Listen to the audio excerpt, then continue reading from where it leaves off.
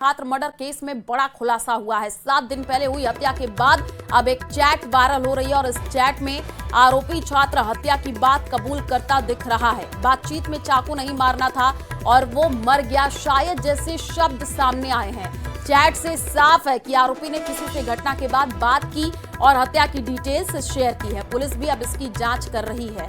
तो बड़ी खबर इस वक्त आपको बता रहे हैं, अहमदाबाद मर्डर केस में बड़ा खुलासा हुआ है।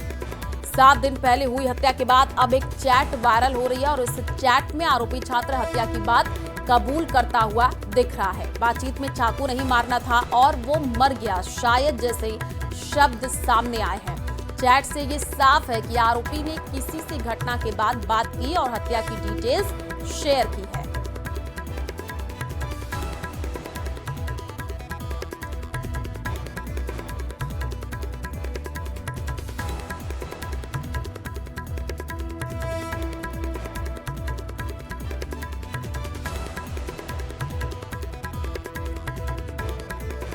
और बड़ी खबर अहमदाबाद से ही है, जहां पर स्कूल में एक छात्र की मौत के बाद लोग सड़क पर उतर गए हैं। स्कूल में 2 छात्रों के बीच लड़ाई हुई है, जिसमें एक छात्र ने दूसरे छात्र को चाकू मारा है और इसके बाद अस्पताल जाते समय छात्र की मौत हो गई है। बड़ी खबर, इसके बाद अभिभावक लगातार सड़क पर उतरकर इंसाफ की मांग कर रहे हैं। आप देखिए तस्वीरें आई हैं जो कि आपको दिखा रहे हैं, अहमदाबाद की ये तस्वीर है और इधर इस पूरे मामले पर स्कूल जो प्रशासन है वो खामोश है। तो आप देखिए किस तरीके से वहां पर जो है विरोध नजर आ रहा है। अहमदाबाद की ये तस्वीर है, छात्र की हत्या के बाद विरोध प्रदर्शन की तस्वीर है। छात्र की मौत के बाद सड़क पर लोग उतर आए हैं, बड़ी संख्या में लोग सड़कों पर नजर आ रहे हैं और छात्र के परिजन इंसाफ की मांग कर रहे हैं। और देखिए कल हत्या हुई थी और तब से ये विरोध प्रदर्शन किया जा रहा है। 2 तस्वीरें हम आपको दिखा रहे हैं। पहली तस्वीर देखिए कैसे बड़ी संख्या में लोग विरोध प्रदर्शन करते हुए नजर आ रहे हैं। छात्र के जो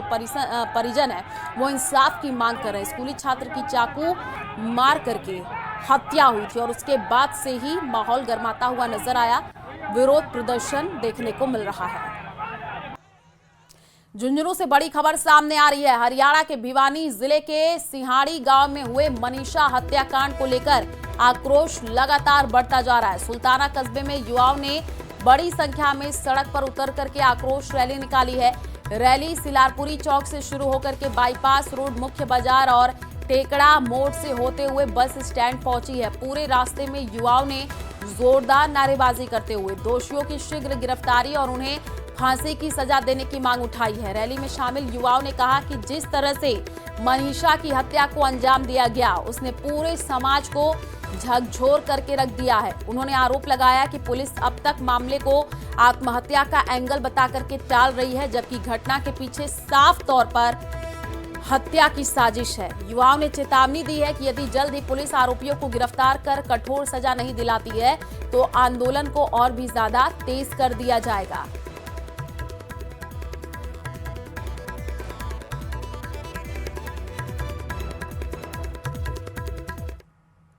और लालसोट में तहसीलदार अमितेश मीणा और वकीलों के बीच तकरार का मामला बढ़ता जा रहा है। इस घटना के बाद वकील आंदोलन पर हैं और इधर इस घटना को लेकर के राजस्व कर्मियों ने भी कार्य बहिष्कार शुरू कर दिया है। जिले भर के राजस्व कर्मी हड़ताल पर हैं। कार्य बहिष्कार का ऐलान किया गया है। राजस्थान तहसीलदार सेवा परिषद, राजस्थान कानूनगो संघ और राजस्थान पटवार संघ की ओर से ये किया गया है। कार्य बहिष्कार के कारण लोगों के राजस्व से जुड़े काम प्रभावित हो रहे हैं।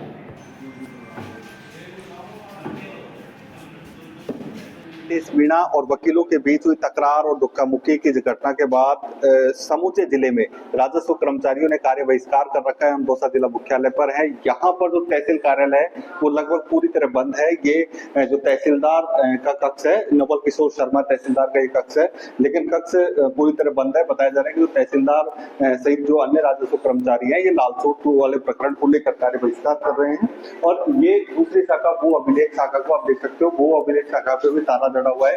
यानी जितने भी पटवारी हैं, गिरदावर हैं, नायब तहसीलदार हैं और तहसीलदार हैं, ये सभी आज कार्य बहिष्कार पर है और कार्य बहिष्कार के कारण जो राजस्व से जुड़े जो काम है वो प्रभावित हो रहे हैं। जो ग्रामीण लोग हैं वो भी यहाँ पर आए हुए हैं अपने कामों को लेकर, लेकिन जिस तरह के यहाँ पर कार्य बहिष्कार किया जा रहा है उससे निश्चित रूप से लोगों को भी असुविधा हो रही है और जो राजस्व से जुड़े जो काम है वो प्रभावित हो रहे हैं। ऐसे में लालचौक प्रकरण को लेकर अब लगातार राजस्व कर्मचारियों ने भी मोर्चा खोल रखा है और वो कार्य बहिष्कार कर रहे हैं। इधर जो वकील हैं उन्होंने भी कार्य बहिष्कार कर रखा है। इससे दोनों पक्ष आमने सामने है।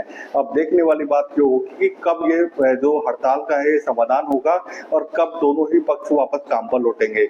आशीष शर्मा, न्यूज़ 18 दौसा।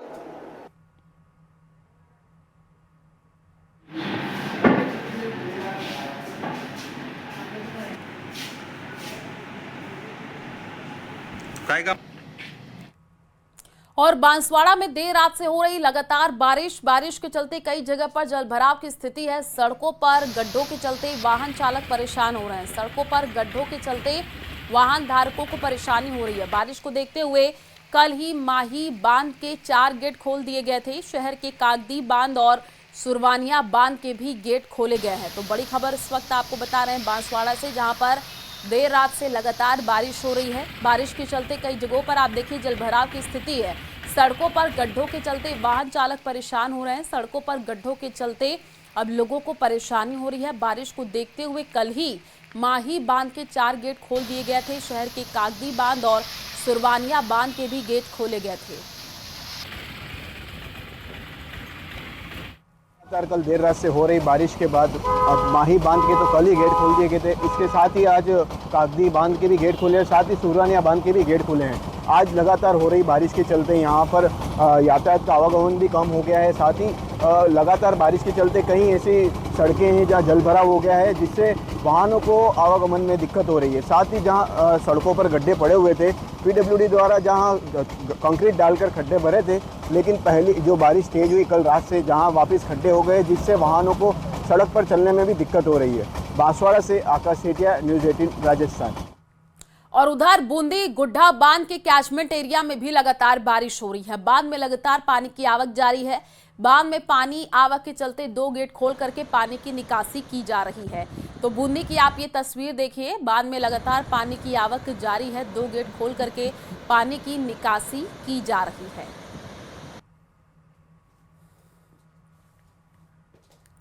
बारां जिले में एक बार फिर से मानसून सक्रिय हो गया है। जिले में बीती शाम से ही कई इलाकों में झमाझम बारिश चल रही है और बीते कुछ दिनों से पड़ रही तेज गर्मी के चलते लोग उमस से बेहाल थे और ऐसे में बारिश से मौसम में ठंडक घुलने से लोगों को राहत महसूस हो रही है। किशनगंज क्षेत्र के कुछ इलाकों में तेज बारिश से लोगों का जनजीवन प्रभावित हो गया है। तो बारिश से तापमान में गिरावट है। तस्वीर आप देखिए, कई इलाकों में झमाझम बारिश का दौर लगातार देखने को मिल रहा है। सड़कों पर जलभराव की स्थिति है।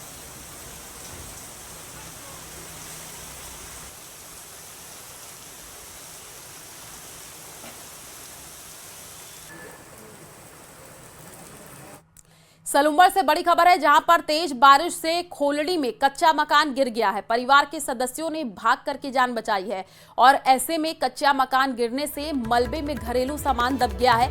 पिछले 2 दिन से तेज बारिश का दौर लगातार जारी है। झल्लारा क्षेत्र में तेज बारिश से खोलड़ी गांव का ये पूरा मामला बताया जा रहा है। तो तेज बारिश हो रही है सलूम्बर में और देखिए परिवार के सदस्यों ने कैसे भाग करके अपनी जान बचाई है। मकान गिरा है और मकान गिरने से मलबे में घरेलू सामान भी दबा है। पिछले 2 दिन से लगातार बारिश का दौर जारी है।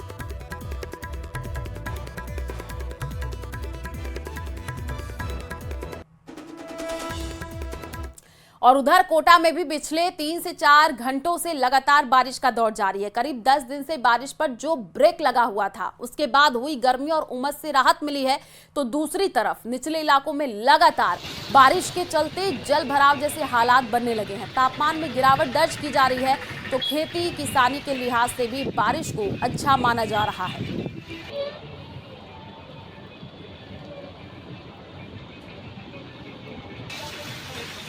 तो वहीं जयपुर में आज सुबह से ही मौसम का मिजाज बदला नजर आया। आसमान में घने बादल छाए रहने के साथ ही कई इलाकों में हल्की बारिश दर्ज की गई है। मौसम विभाग के अनुसार दोपहर बाद से शाम तक शहर में तेज बारिश और गरज चमक के साथ आंधी चलने की संभावना है।